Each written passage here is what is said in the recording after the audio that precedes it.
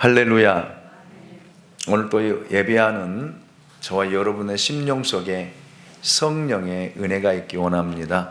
불과 같은 성령의 역사가 우리 가운데 일어나 여러분 이 시간도 주의 음성을 듣기 원하고 이 시간도 하나님의 역사를 경험하는 귀한 시간이 될 수 있기를 예수 그리스도의 이름으로 축원합니다. 우리가 마태복음 6장에서 진짜 믿음 생활을 위협하는 장애 요인에 대해서 함께 말씀을 나누고 또 함께 은혜를 받았습니다. 첫째로 물질에 대한 잘못된 생각에 대해서 함께 우리가 말씀을 나누었고요. 둘째로 믿음에서 떠난 염려에 대해서 말씀을 들었고, 셋째로 오늘 7장을 통해서 독선적이고 무자비하게 남을 비판하고 정죄하는 문제에 대해서 이제 말씀을 나누고자 합니다. 마태복음 7장 1절 말씀을 보십시오. 비판을 받지 아니하려거든 비판하지 말라. 아멘. 예수님께서 이 말씀을 하실 때는 분명히 그 당시 바리새인과 서기관들의 외식적인 믿음 생활을 두고 하신 말씀입니다. 하나님을 누구보다 잘 믿는다라고 생각했던 그들이 믿음이라는 이름으로 자기와 같이 못한 사람들을 비판하고 정죄하며 무시하는 독선적인 태도를 가졌기 때문에 의도적으로 예수님께서 그들에게 말씀하셨습니다. 그 당시 바리새인과 서기관들은 자기들의 이기적이고 외형적인 믿음의 기준으로 다른 사람들을 비판하고 정죄했습니다. 그들의 판단 기준은 결코 하나님의 말씀이 아니었습니다. 자기들의 가치관으로, 전통으로, 유전으로, 문화적인 배경으로 비판의 칼날을 휘둘렀던 것입니다. 종교적으로 바리새인들의 의의를 따라갈 사람이 과연 누가 있겠습니까? 그들은 그런 높은 기준을 인위적으로 만들어 놓고 그 기준에 따라오지 못하는 사람들을 정죄하고 비판했습니다. 마태복음 15장 2절에 보면 바리새인들이 예수님에게 당신의 제자들이 어찌하여 장로들의 유전을 범하니까 라고 항변하고 질문하고 있는 것을 엿볼 수가 있습니다. 이 말은 왜 당신은 우리들이 지금까지 가르쳐 왔던 교육했던 것과 다른 것을 가르치느냐라는 항변이기도 합니다. 이에 대해 예수님께서는 마태복음 15장 6절을 통해서 그 부모를 공경할 것이 없다 하여 너희의 전통으로 하나님의 말씀을 폐하는도다. 그렇게 그들에게 답변하셨던 것을 들어볼 수 있습니다. 그들이 잘못된 정죄에 대해 예수님이 지적하시고 가르쳐 주신 말씀입니다. 그리고 예수님은 요한복음 7장 24절에서 바리새인들을 가리켜 속보다 겉을 더 중요시 여기는 사람들이라고 분명하게 말씀하셨고, 요한복음 8장 15절에서는 그들의 영을 따라 판단하는 사람이 아니라 육체를 따라 판단하는 사람들이라고 예수님께서 친히 말씀하셨습니다. 예수님의 의도는 바로 그러한 잘못된 비판, 감정의 비판, 이기적인 비판, 무자비한 비판을 가장 합리적이고 은혜로운 것처럼, 하나님이 말씀하시는 것처럼 그들의 태도를 비판하고 지적하였던 것입니다. 이것을 좀 더 깊이 이해하기 위해 누가복음 18장 10절로 14절에 나타난 예수님의 한 비유를 저는 생각해 보고자 합니다. 성전에 두 사람이 기도하러 올라갔는데 한 사람은 바리새인이요 또 한 사람은 세리라고 성경은 소개를 하고 있습니다. 11절에 보니까 바리새인은 서서 따로 기도했다, 이렇게 우리에게 증언해 주고 있습니다. 이 말은 자기 자신은 너무나 훌륭해서 감히 다른 사람들과 같이 기도할 수 없으므로 홀로 따로 서서 기도했다라는 그런 말입니다. 또 그는 누구보다도 자기가 종교의 모든 율법과 행동에 있어 완벽한 사람이라고 생각하여 이렇게 하나님 앞에 고백을 하고 있었습니다. 하나님이여, 나는 다른 사람들, 곧 토색, 불의, 간음을 하는 자들과 같지 아니하고 이 세리와도 같지 아니함을 감사하나이다. 나는 일에 2번씩 금식하고 또 소득의 11조를 드리나이다. 이렇게 하나님 앞에 자기 의의를 드러내고 기도하고 있는 바리새인의 기도를 예수님께서 소개해 주셨습니다. 이것은 얼마나 오만하고 교만하며 다른 사람을 얕보고 깔보는 태도의 기도인지 모릅니다. 그리고 13절에 보면 다른 한 사람이 기도하는 모습을 우리에게 소개해 주고 있습니다. 그것은 세리의 기도입니다. 그는 감히 성전 가까이도 가지 못하고 그냥 먼 발치에서 눈도 들지 못한 채 다만 가슴을 치며 하나님, 나는 하나님께 기도할 자격도 없는 부끄러운 사람입니다. 나를 불쌍히 여겨 주시옵소서. 나는 정말 죄인입니다. 이렇게 기도하고 있는 세리의 모습을 우리에게 말씀해 주셨습니다. 이 모습을 보신 예수님께서 이렇게 말씀하십니다. 14절입니다. 우리 같이 한번 읽어보도록 하겠습니다. 14절입니다. 시작. 내가 너희에게 이르노니 이에 저 바리새인이 아니고 이 사람이 의롭다 하심을 받고 그의 집으로 내려갔느니라. 무릇 자기를 높이는 자는 낮아지고 자기를 낮추는 자는 높아지리라 하시니라. 아멘. 누구든 이와 같이 바리새인의 비판적 태도를 가지고 믿음 생활을 하게 되었지만 절대로 여러분 믿음이 자라거나 성숙하지 못하고 하나님 앞에 이르지 못하는 믿음, 아니 믿음이 아니라 종교적인 생활을 하게 될 것이다 라는 말입니다. 남을 저주하고 비판하면 그것이 그 사람에 가기 전에 자기의 영을 죽이기 때문에 연륜과 경험만 더 쌓일 뿐 영은 자라나지 않는 것입니다. 이것이 무서운 거예요. 정말 무서운 것입니다. 우리는요, 남 이야기하기를 굉장히 좋아해요. 특별히 대한민국 사람들은 성향상 모이면 2-3 사람만 모이면 남 이야기하는 것을 굉장히 좋아해요. 그리고 비판합니다. 정죄합니다. 이 문화가 교회 안에서도 이미 정착해 버렸어요. 자기는 돌아보지 못하고 남에 대해서는요, 아주 냉정하게 판단하고 평가하고 비판하는 우리들의 모습을 우리는 돌아보아야 됩니다. 모여서 내가 잘못했습니다. 나는 이런 죄를 지었습니다. 나는 이런 실수를 했습니다. 라고 고백하고 이야기하는 사람들의 이야기를 들어본 적이 있습니까? 없어요. 2-3 사람이 모여서 나는 이런 죄를 지었어요. 나는 이런 범죄를 했어요. 나는 이렇게 잘못 살아왔어요. 라고 이야기하는 사람들의 소리를 들어보았냐고요? 절대 안 해요. 그런데 남에 대해서는요, 너무 많은 이야기들을 쏟아내요. 자기 기준에서, 자기 생각으로, 자기 경험으로 이야기하고 비판의 칼날을 휘두르는 그런 모습들을 너무나 많이 보게 됩니다.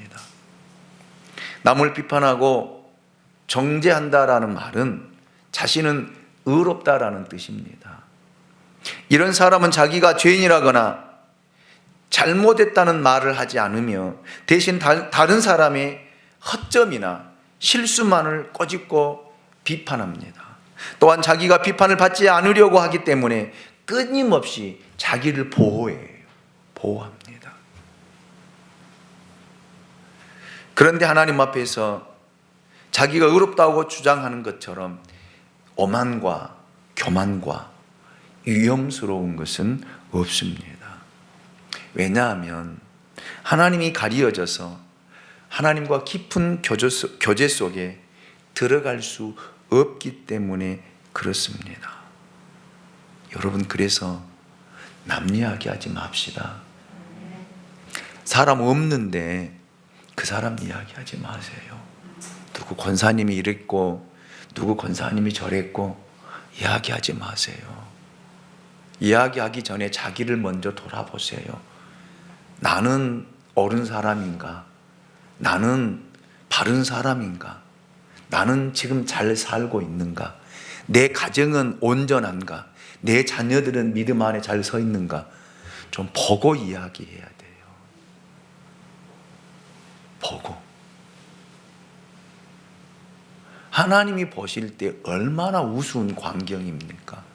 하나님 보실 때 얼마나 한탄하는 그런 모습이냐라는 말입니다. 그렇다라고 비판하지 말라는 뜻이 불의를 못 본 채 하거나 잘못을 덮어주라는 뜻이 아닙니다. 예수님은 한 번도 죄를 용납하신 적이 없습니다. 그러나 죄인은 받아주시고 용납하셨습니다. 창녀와 세리들과 함께 식사를 하셨고 그들을 비판하지 않으셨습니다. 오히려 위로하고 격려하며 죄에서 떠나도록 가르쳐 주셨던 것들을 볼 수 있습니다. 그렇다면 예수님께서 비판하지 말라라고 하신 이 말씀 속에는 어떤 뜻이 있는지 함께 나누어 보고자 합니다. 첫 번째, 다른 사람을 비판하면 하나님으로부터 똑같이 비판을 받게 된다라는 뜻입니다. 참 무서운 말이에요. 무서운 말입니다. 우리는 이 말을 여러분 내 마음에 깊이 새겨두시기를 원합니다. 예. 그것은 곧 하나님은 완전하시기 때문에 그분의 비판은 완전하고 흠이 없지만 우리의 비판은 불완전하고 공평하지 못한다라는 뜻입니다. 또 자기만 비판하는 그 일에 대해 옳을지는 몰라도 또 다른 일에 있어서는 자기도 다른 사람에게 비판받아야 할 일들이 많을 수 있다라는 뜻이에요. 그래서 여러분, 우리는 하나님 앞에서 남을 비판해서는 안 된다라는 거예요. 하나님이 다른 사람 입을 통해서 나도 비판받게 해요. 이거 하나님의 살아계심이에요. 이거 하나님의 역사하심이다 라는 말입니다. 그러므로 우리가 다른 사람을 비판해서 안 되는 이유가 몇 가지가 있더라고요. 첫째, 사람은 모두 죄인이기 때문에 그렇습니다. 우리에게는 오만과 편견이 있고 이기적인 동기와 욕심이 도사리고 있습니다. 그것은 우리가 아무리 숨기려고 해도 숨길 수 없는 사실입니다. 그런데 이런 죄인이 어떻게 다른 죄인을 비판할 수 있겠습니까? 또 내가 비판한다라고 해서 그 사람이 변할까요? 비판하고 정죄하면 움츠러들고 피할 뿐이지 회개하는 변화는 절대 일어나지 않습니다. 비판하고 정죄하는 대신 기도하며 성령이 그 사람의 마음을 감동시켜 주셔서 바뀔 것입니다. 그래서 여러분, 죄인이 죄인을 여러분 어떻게 정죄하고 어떻게 비판하고 어떻게 판단할 수 있겠습니까? 나도 죄인인데요. 나도 죄인인데. 아무리 옳은 것도 비판하면 기분 나빠서 하지 않는 것이 바로 우리들의 본성이에요. 그렇기 때문에 여러분, 내가 먼저 하나님 앞에 죄인이다 라고 하는 이 인식이 있어야 될 줄로 믿습니다. 둘째, 사람은 불완전한 존재이기 때문에 그렇습니다. 완전할 수 있다라고 생각하는 것은 착각이고 교만이에요. 우리가 보고 듣고 느끼는 것에 모두 오류가 있는 것입니다. 잘못된 정보를 듣고 잘못된 판단을 할 수 있다라는 말. 그래서 비판하고 그래서 정죄하는 것입니다. 에어컨을 좀 꺼주세요. 예. 여러분, 내가 불완전한데, 내가 완전하지 않는데 어떻게 다른 사람의 불완전한 부분을 보고 여러분 내가 판단하고 평가할 수 있느냐라는 말입니다. 완전하신 하나님만 바른 판단과 바른 결정을 할 수 있습니다. 그래서 우리는 누구를 보고 판단하고 결정해서는 안 된다라는 말입니다. 셋째, 사람은 능력의 한계가 있기 때문에 그렇습니다. 사람은 여러분 한계가 있잖아요. 잘 살아봐야 100년이고 이제 앞으로 120년까지 성경에서 이야기한 대로 120년까지는 살 거예요. 그렇다고 해서 그 이상 살 수 있는 것도 아니잖아요. 영원히 사는 것도 아니잖아요. 세상이 영원한 것도 아니잖아요. 시작이 있기 때문에 끝이 있습니다. 하나님의 말씀을 통해서 이미 이 세상의 끝을 이야기하고 계셔요. 이 세상의 엔딩에 대해서 말씀하고 있다라는 말입니다. 그래서 우리로 하여금 잘 준비하라고, 깨어 있으라고, 정신을 차리라고 우리에게 말씀하고 있습니다. 그런데 많은 사람들은 이 말씀에 귀를 기울이지 않고 자기 마음대로, 자기 생각대로, 자기 방식으로, 자기 방법대로 살아가고 있는 그런 모습을 보게, 그러다가 세상의 끝을 맞이하게 될 것이다 라는 말이에요. 여러분 보세요. 이스라엘 백성에 대해서, 이스라엘 나라에 대해서 하나님께서는 선자들 통해서 계속해 말씀하셨잖아요. 예레미야 선자를 통해서, 이사야 선자를 통해서, 여러분 다니엘을 통해서도 말씀하셨어요. 유다의 끝은 이렇게 올 것이다. 이런 끝이 올 때 피하지 말고 도망가지 말고 끌려가라. 가서 거기에 정착하고 살아라. 내가 때가 되면 다시 너희들을 고토로 불러서 돌아오게 할 것이다. 그런데 말 안 들었어요. 하나님 우리를 버리지 않을 것이다 라는 생각이었습니다. 우리 이 예루살렘 성전이 있기 때문에 우리는 망하지 않을 것이다 라는 거짓된 그 유혹에 빠져서 거짓 선자들의 이야기를 듣고, 여러분 그들의 삶은 변하지 않았습니다. 바뀌지 않았어요. 결국 그 나라는 멸망하게 되었고, 여러분 비참하게 짓밟힘을 당하고, 여러분 끌려가는 것들을 우리가 성경을 통해서 보잖아요. 하나님께서는 세상의 끝에 대해서도 이런 박해와 이런 기근과 지진과 전염병이 있을 것이다, 이것은 세상의 끝이 아니라 재난의 시작이라고 우리에게 말씀해 주셨는데도 불구하고 우리는 듣지 못해요. 그리고 전혀 변화되지 않습니다. 바뀌지 않아요. 그냥 똑같이 살아가고 있습니다. 그러다가 세상의 끝은 옵니다. 주님이 땅에 재림하신다라는 사실입니다. 이런 여러분 한계를 가지고 있는 우리가 어떻게 여러분 다른 사람을 여러분 이야기하고 판단하고 평가할 수 있느냐라는 말이에요. 그래서 여러분 비판하지 말고 정죄하지 말라는 거예요. 넷째로, 사람은 시간과 공간의 제약을 받는 유한한 존재이기 때문에 하지 말라는 것입니다. 자라오는 환경과 부모의 영향력, 문화적 배경에 얽매여 있으므로 그로 인하여 사람의 가치 기준과 판단이 달라질 수 있다라는 말입니다. 뿐만 아니라 개인의 성격과 기질에도 차이가 있습니다. 예를 들면 어떤 사람은 자기와 가깝고 친한 사람에게 잘못이 있어도 우린 절대 그 사람에 대해서 비판하지 않아요. 가정 안에서 보실까요? 여러분 남편들이, 아내들이 잘못하고 실수하면 냉정하게 판단하고 평가해 잘못했다라고 이야기해 줘야 되는데 절대 안 그래요. 그걸 합리화시켜서 변호해주고 덮어주고. 여러분 자식에 대해서도 마찬가지예요. 여러분 자녀에 대해서도 여러분 이야기하면은요, 여러분 굉장히 기분 나빠해요.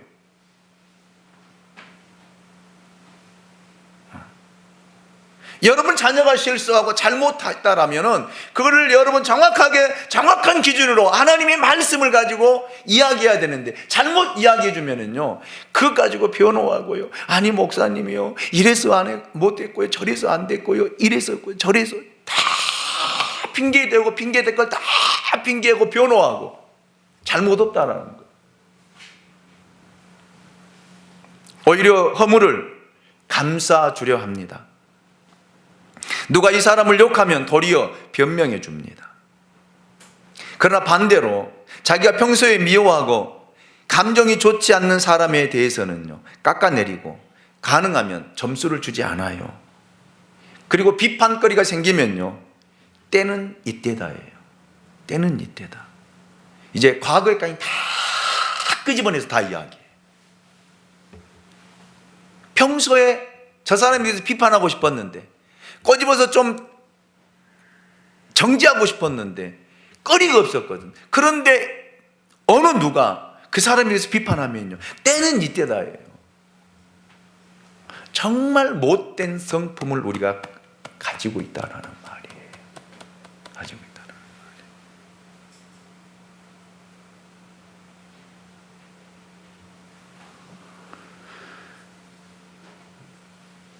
사람들은요, 옳고 그름을 말하지만 그 뒤에는요, 그 마음 속에는요, 죄의 본성이 항상 도사리고 있다는 사실이에요. 말을 합리적으로 하기 위해서 하나님도 갖다 이용하고요, 하나님도 갖다 붙이고요, 진리와 사랑이라는 말도 갖다 붙이면서 여러분 비판하고 정죄하고, 그러면 앞에서는 꼭 그 사람을 이해하는 것 같이 이야기하지만 깎아내리는 그런 우리들의 못된 성품이 우리 안에 있어요. 그래서 여러분, 예수님의 성품을 가지라는 거예요. 심령이 가난한 마음을 가지라는 거예요. 애통하는 마음을 가지라는 거예요. 온유한 심령을 가지라는 말입니다. 의에 줄이고 목마른 심령이 되어야 돼요. 긍휼히 여기는 마음, 청결한 마음, 화평케 하는 마음, 의를 위하여 박해를 받는 이런 마음, 이 마음이 예수님의 마음이에요. 이 성품을 소유하지 못하면 우리는 절대 그리스도인의 삶을 살아갈 수 없다라는 거예요. 물론 종교인의 생활은 할 수 있습니다. 교회 다닌다는 이야기는 할 수 있어요. 나 교회 목사라고 이야기는 할 수 있어요. 그러나 하나님이 보실 때 진짜 그리스도인이 아니에요. 하나님의 백성이 아니다라는 말입니다. 그렇기 때문에 여러분, 우리 비판하지 맙시다. 정죄하지 맙시다. 입이 간질간질할 때 여러분 그냥 참으세요.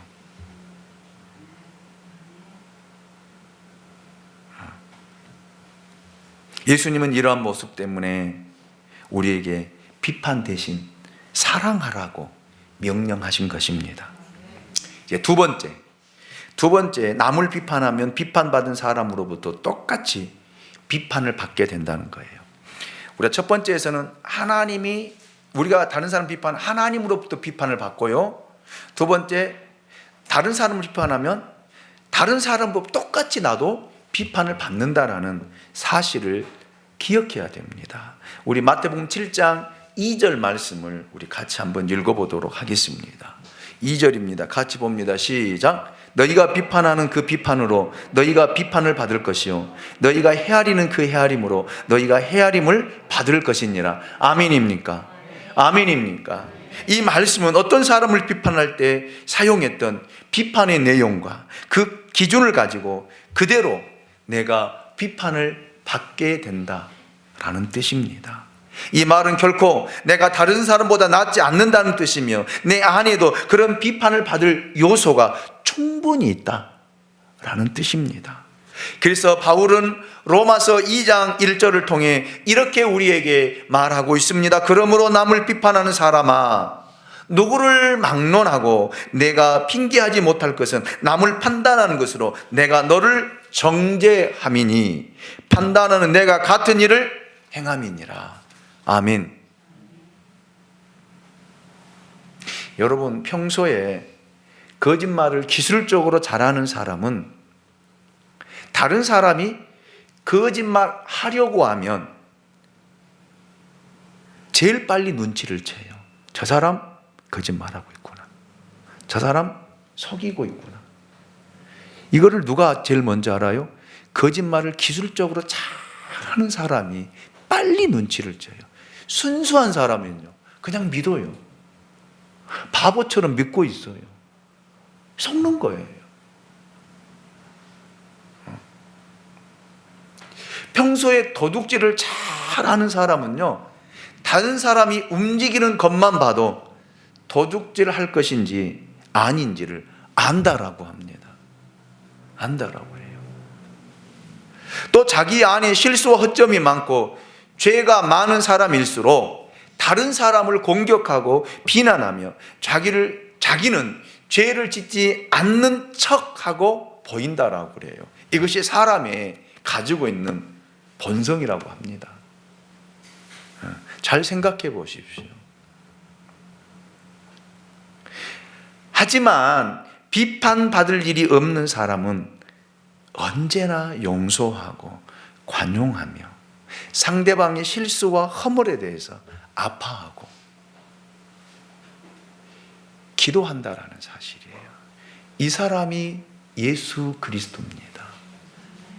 모든 사람이 정죄하고 돌을 들어 던지려고 할 때 예수님께서 하신 말씀이 뭐예요? 죄 있는 자가, 죄 없는 자가 먼저 치라고 그러죠. 누가 치겠어요?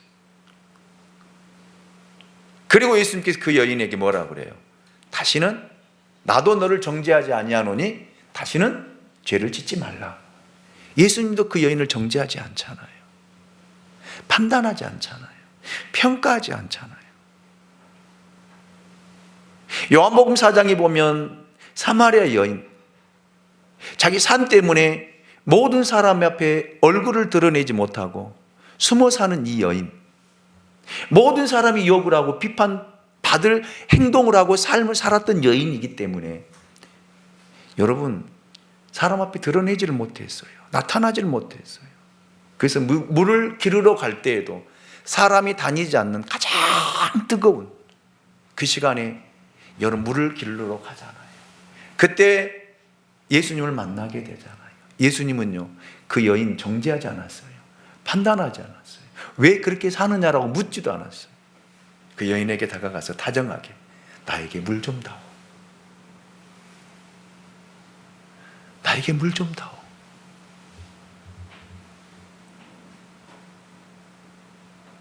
그리고 그 여인을 만나주고 그 여인이 예수를 만남으로 변화되어지고 그 사마리아 땅에 들어가서 내가 예수를 만났노라고 그 부끄러움도 다 치유되고 회복되어져서 예수를 전하는 사람으로 바뀌잖아요. 이것이 예수님이에요. 정말 우리 안에 예수가 있다라면요, 정말 우리 안에 살아계신 하나님의 영이 있다라면 우리가 여러분 이런 삶을 살아야 될 줄로 믿습니다.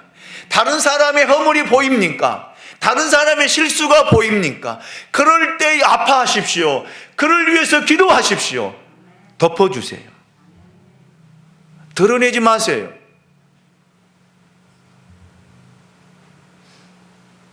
들춰내면요, 냄새밖에 더 나지 않겠습니까?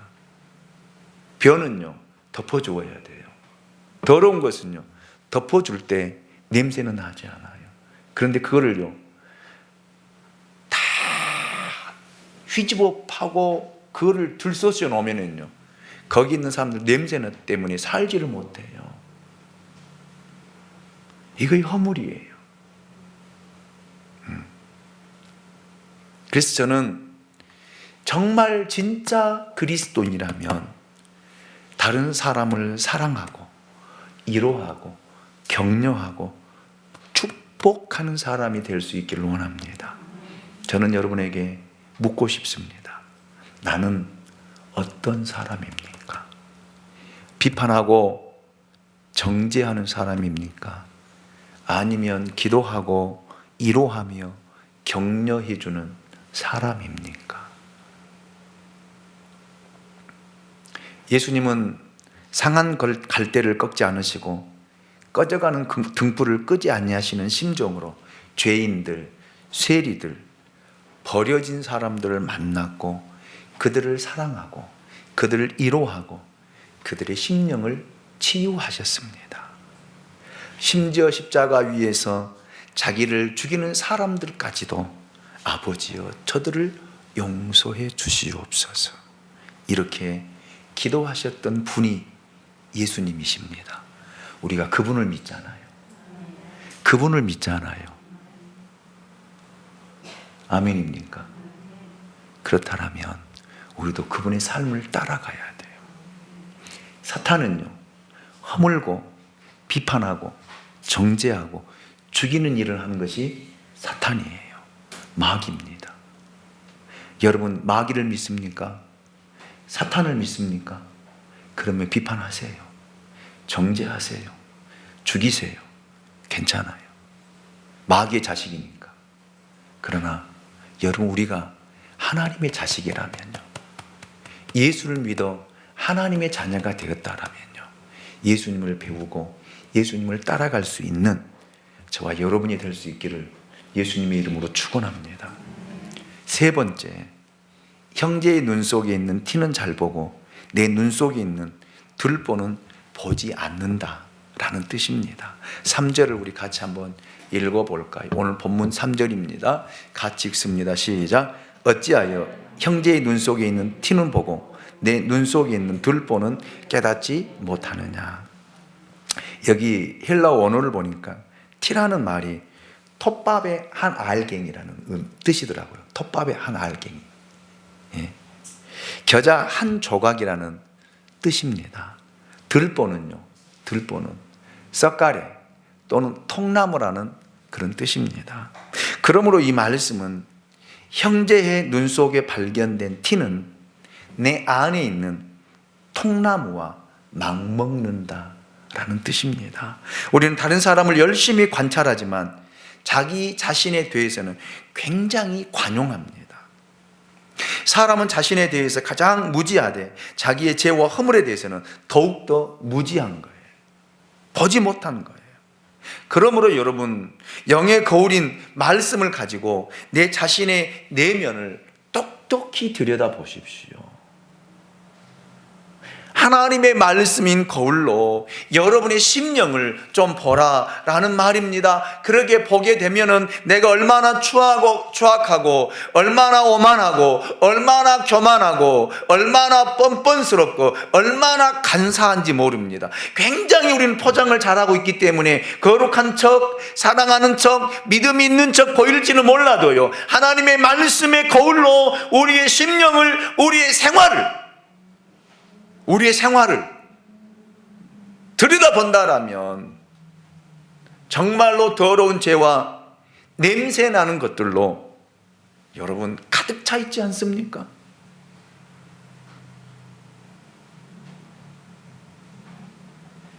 십자가에서 흘리신 예수님의 피로 오늘 깨끗하게 청소하시길 원합니다. 그리고 변화됩시다. 바뀝시다.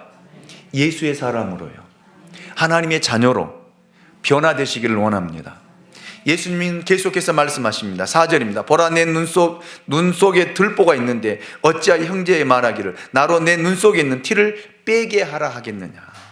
이 말을 하는 사람은 자신이 더 큰 결점을 가지고 있는 것을 마치 깨닫지 못하고 작은 결점을 지닌 사람을 향해 조롱하고 경멸하는 투로 말한다는 것입니다. 즉, 불쌍히 여기며 사랑의 눈으로 보지 못하고 정죄하고 있다, 비판하고 있다라는 의미입니다. 얼마나 어리석은 행동입니까? 얼마나 부끄러운 모습입니까? 여러분이 아니라 제가요. 특히 목회를 하다 보니까 성도들을 냉정하게 비판하고 정죄할 때가 참 많이 있더라고요. 저도 돌아보니까요. 내 기준으로 성도들의 믿음을 평가하고 믿음 있네 없네 이야기할 때도 참 많이 있었더라고요.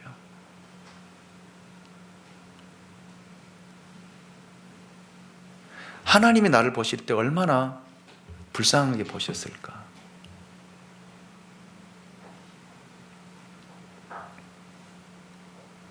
그래서 저는 회개합니다. 내 자의로 판단하고 평가하고 비판하고 정죄했던 것들, 하나님 이 시간 용서해 주시옵소서. 사랑의 눈으로 보지 못하고 감싸주지 못하고 위로하지 못하고 격려하지 못하고 사랑하지 못했던 것 용서해 주십시오. 말뿐이었던 것 용서해 달라고 저는 하나님 앞에 먼저 기도합니다. 우리는 말로는 얼마나 잘하는지 몰라요. 사랑한다 이야기하고요, 용서했다 이야기하고요, 믿음으로 산다라고 이야기하지만 삶 속에는요, 그런 삶이 드러나지 않고 보이지 않는 이런 나의 모습을 저는 이 시간 돌이켜보면서 먼저 제 심령이 변화되기 원합니다. 내 생각이 바뀌기 원합니다. 진짜 그리스도인으로요. 왜? 내 안에는 살아계신 하나님이 계시기 때문에요. 살아계신 예수의 영이 계시기 때문에요. 내 삶의 주인은 내가 아니고 하나님이시기 때문에요. 그러면서 예수님은 이렇게 결론을 우리에게 주고 있습니다. 마태복음 7장 5절입니다. 우리 같이 한번 읽어보도록 하겠습니다. 같이 읽습니다. 시작. 외식하는 자여 먼저 내 눈 속에 들보를 빼어라. 그 후에야 밝히 보고 형제의 눈 속에서 티를 빼리라. 아멘. 여러분, 살다 보면 실제로 우리 눈에 티가 들어갈 때가 있습니다. 티 들어가면 어때요? 고통스러워요. 견딜 수가 없어요. 티를 가지고 있는 것도 아프고 고통스럽지만 그 티를 뽑는 것 굉장히 고통스럽습니다. 눈을 억지로 뒤집어서요, 입으로 훅 불고요, 안으로 더 들어가지요. 그리고 손으로 비벼가지고 뺀다고 비벼내면요, 눈알이 빨개지고요.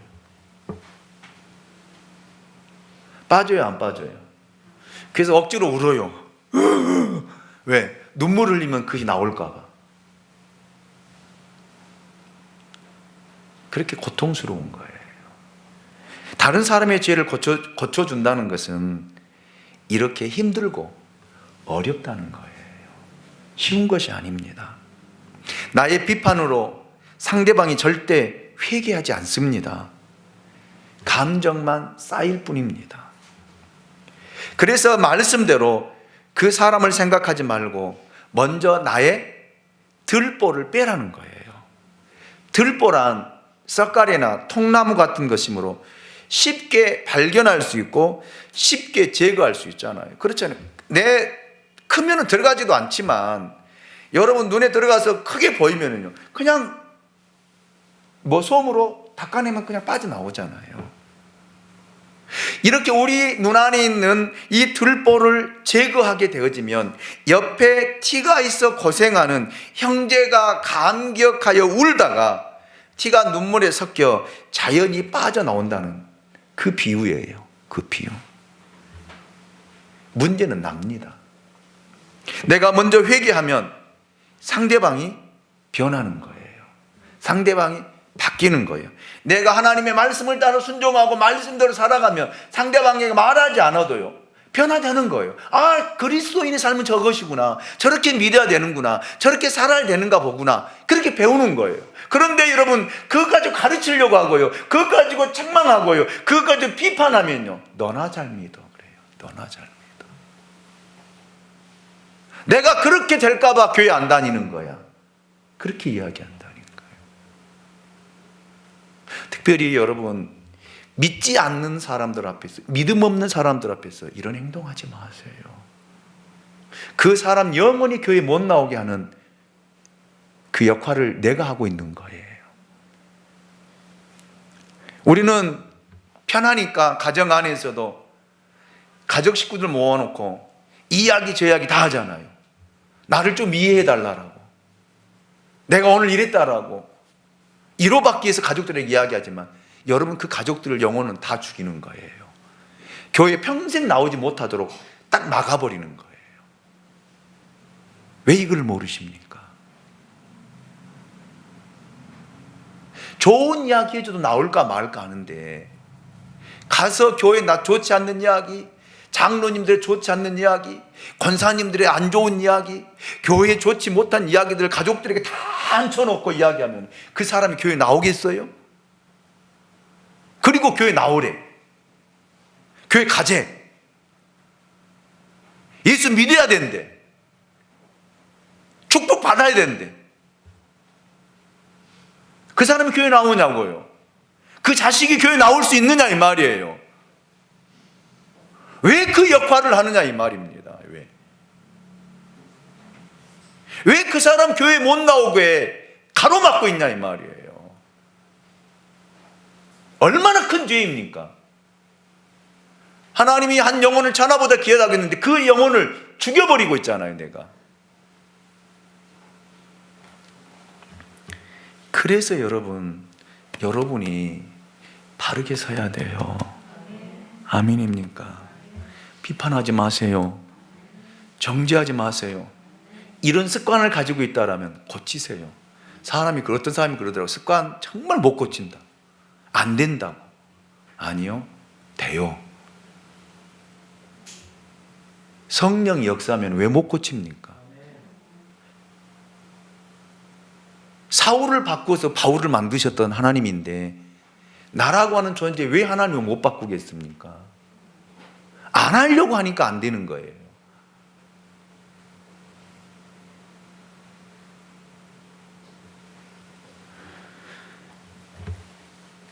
여러분, 다른 사람에게 잘못된 것이 있더라도 비판하지 말고 오히려 그를 위해 기도하고 격려하고 도와주십시오. 말씀을 좀 많이 하십니까? 교회를 먼저 다니셨습니까? 도와주세요. 가르치지 말고 도와주세요. 도와주세요.